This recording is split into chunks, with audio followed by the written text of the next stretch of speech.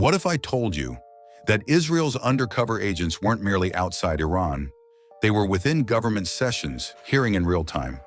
That Mossad wasn't merely monitoring from space, it was conducting operations within Iran, with local operatives, covert drones, and implanted devices. And that in June 2025, Mossad didn't merely bomb military facilities. They unleashed mayhem from within Iran's own command. This is not a movie. This is not a thriller book. This is life, and it's happening in the here and now. And how they toppled 7 of Iran's top military commanders, stick with me till the end.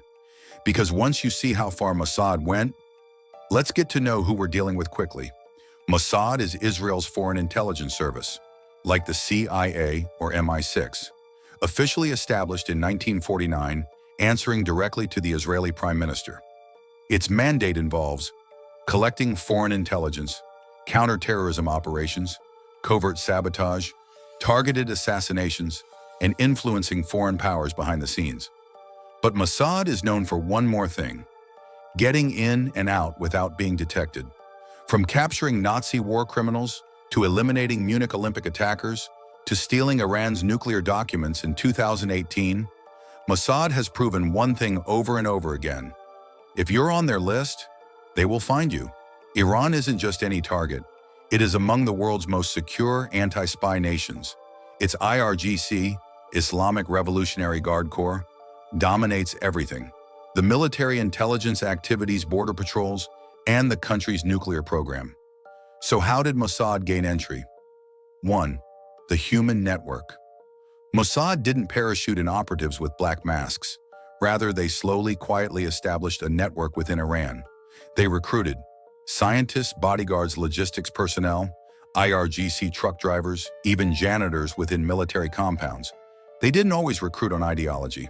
Sometimes it was money, blackmail, use of leverage on relatives overseas. In one jaw-dropping 2021 case, an Iranian nuclear scientist transported classified documents through Tehran, thinking he was assisting a European company. That company was Mossad undercover. Israeli drones followed him around the city. After he dropped off the package, Mossad disappeared, and so did he. 2. Phony identities and phantom fronts. Mossad established phony NGOs, universities, news organizations, import-export companies. These fronts were run from Turkey, UAE, Iraq, even Syria. With these, Mossad agents went into Iran legally or invaded from friendly Kurdish lands. Some agents assumed German professors' cover, Arab businessmen's disguise, humanitarian workers' cover. All covers were perfect, all moves premeditated. Getting agents in was one move. The next move? Blind Iran's defenses. 1. Hacking Iran's eyes. Between 2020 and 2024, Mossad's cyber unit hacked IRGC's internal networks, infiltrated cameras at military bases, tapped secure government calls, loaded malware in nuclear plants. They employed zero-click spyware, so nobody had to open anything. Phones, computers, radios, all hacked. When IRGC commanders called from secure phones, Mossad was listening in. When engineers modified missile sites, Mossad monitored the blueprints in real time. 2. Drone control. In 2024, Mossad allegedly captured an Iranian battle drone in midair above Syria. It was redirected quietly and crashed. Iran described it as a technical failure, but secret files later confirmed Israel's cyber troops had taken control of the drone. 3. Jamming defenses. Mossad inserted electronic beacons and jammers in Iran. They did the following: emitted phony radar signals, spoofed GPS locations, disrupted air defense radars for minutes, long enough to penetrate aircraft or drones. With Iranian radars out, the next step could proceed. And now the payoff of it all: Operation Rising Lion. In June 2025, the world witnessed explosions throughout Iran. But what the media did not report was what Mossad did prior to the bombs. 1. Within Iran, covert launch pads. Months earlier than the airstrikes, Mossad operatives constructed covert drone facilities within Iran. They smuggled weapons through Kurdish smuggling channels. They utilized Iranian trucks, Iranian drivers, and Iranian plates nobody saw. Some of these drones were stationed within vacant warehouses, deserted farms, and shipping containers. On the evening of the attack, they launched out from within Iran, not Israel. This was surgical infiltration. The target list, 7 commanders killed below, are the names of the 7 high-level IRGC officials confirmed killed. Hossein Salami, Commander-in-Chief Mohammad Bagheri, Chief of Staff of Armed Forces Gholam Ali Rashid, Khatam al-Anbiya, HQ Leader Amir Ali Hajizadeh, Aerospace and Missile Chief Davoud Sheikhian, Air Defense Operations Taher Pour, Drone and UAV, Commander Mohammed Hassan Mohakek, Deputy IRGC Intelligence Chief. Scores of them were murdered in meetings where Mossad had installed tracking beacons and bugs. Their bodyguards were reassigned, surveillance cameras were disabled, and when the drone struck, there was no warning. Now you know how the attacks took place. Let's learn the strategies Mossad employed to carry them out and vanish into thin air. 1. The ghost operatives.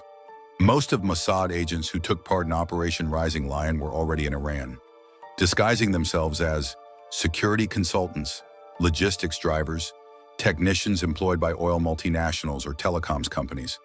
Some were naturalized Iranians, born overseas but brought up to spy.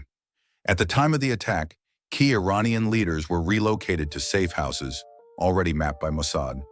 Their positions were signaled by covert GPS beacons placed on their cars or in furniture.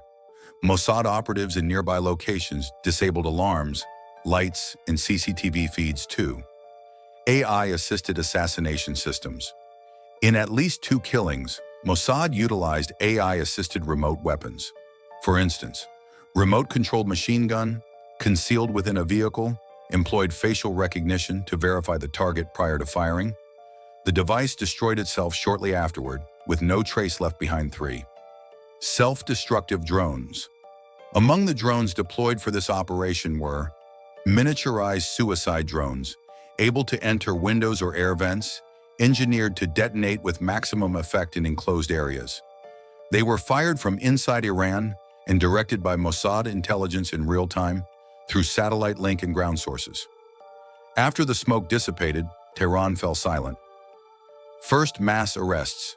Subsequent days, more than 30 IRGC officers and clerks were arrested. Numerous were charged with cooperating with foreign intelligence, departmental units within IRNA. Ministry of Intelligence were cleansed overnight. Even trusted bodyguards and longtime aides were interrogated. 2. Communication blackouts. Iran shut down secure military channels across several provinces. They also closed roads between Tehran, Isfahan, and Mashhad, banned foreign media, censored Telegram, WhatsApp, and Signal. This was more than just a Mossad operation. It was a message to every intelligence agency on Earth. We don't need to fly over your borders. We're already inside your walls. 1. Global reaction. Nations watching this unfold quietly asked, if Mossad can do this in Iran, what can they do elsewhere? How safe are our own generals, scientists, and command centers? Can we even spot them? Even in Western capitals, the sheer penetration depth shocked analysts.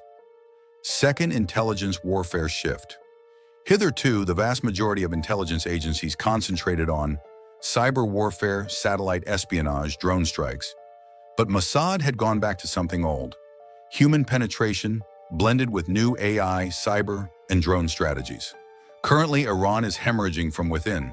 Their top leadership has been decapitated. Their missile and drone programs are vulnerable. Their most trusted commanders are gone.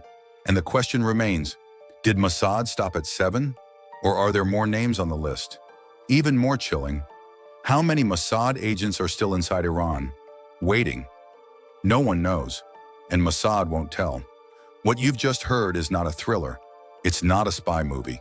This is real life as intelligence, where countries wage wars without uniforms, where assassins don't leave behind fingerprints, and where one agency, Mossad, has once again demonstrated the most powerful weapon is knowing what your enemy will do before they even think it. So now I ask you, do you believe Mossad crossed a line? Or was this mere strategic brilliance on behalf of national security? Leave your thoughts in the comments. And if you'd like to see more videos like this, more truth, more mystery, and more real-world spycraft, then like, share, and subscribe. Because we're just getting started. Until next time, stay sharp and always question the silence.